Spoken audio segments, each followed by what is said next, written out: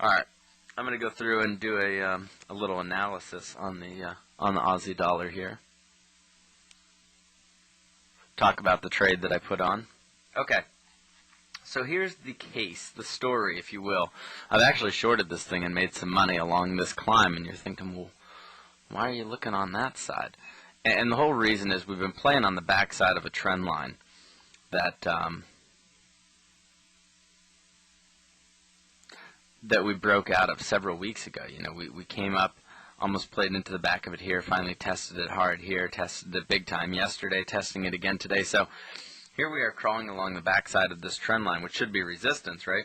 And depending on where you draw it, you know, you can draw it a little looser, and you know, we're sort of playing on the backside of it here and here and here and here. If you draw it a little more aggressively and cut out some of these shadows on these candles, then now we're playing into it. So I try to draw on whatever possibilities exist, you know, what other traders might be looking at. So that's our trend line for the big picture. I mean, this extends way back to March.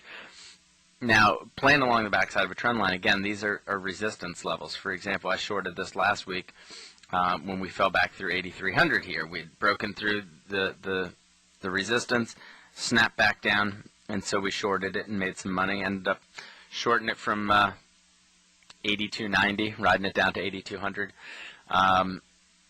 Today I shorted at 84.03, and you can see it's at 33, so I'm glad I closed it out when I did for a small gain.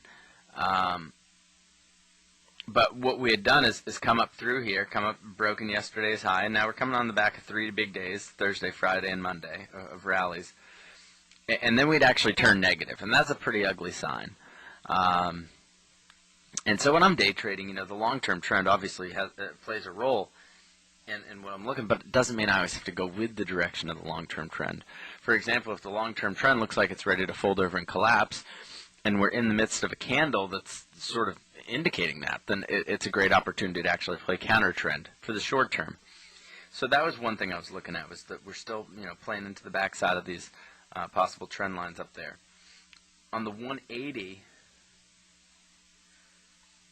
here's what actually kind of scared me out of the trade. Once the news came around, you can see that we've got this excuse me, other trend line down here that was around 83.90, and so I was thinking that we were probably going to break that. I mean, I shorted way back here, so I was looking for us to break through, come back, test this 83.40 high from back here. That was my first target, and then come down to 8,300, or was it lower? I can't even remember. I think 8,300 might have been, yeah, my next target, which is these old highs here.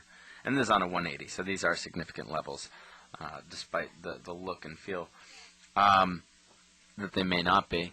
So so we're still rising above it. But, you know, you can see how this trend line obviously correlates to the daily trend line. So we're still in a bullish pattern here. Had it not been for, you know, stocks and commodities, oil and gold in particular, trading lower today, you know, maybe we would have been looking to the long side. But like I said, this thing certainly looks winded, exhausted, if you will, in the bigger picture. And so there's no point in me fighting what I see, just so I'm on the side of the long-term trend. I mean, it's always great to be on the side of the long-term trend when the trade is there. But if the trade's on the opposite side of it, you know, I'm not going to ignore that fact either. All right, so there's a couple of trend lines. I think Aussie dollar still, you know, I don't know at what point it's going to break down, but you know, I remember watching the dollar CAD doing a similar thing a couple months ago, just, you know, sort of rallying up, and it started to look winded, and finally it's just collapsed. And I feel like a few of these currency pairs are just getting a little winded. Some of the high yielders are just really pushing their luck in terms of beating up the dollar. I'm not so sure that the global picture warrants that, or, you know, makes a case for that, because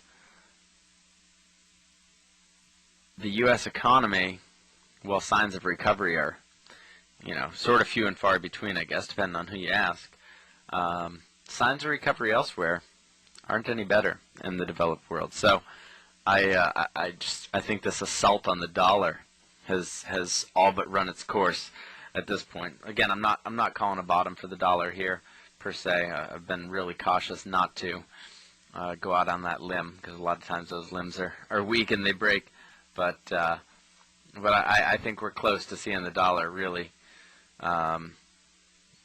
gain some traction here and find its footing.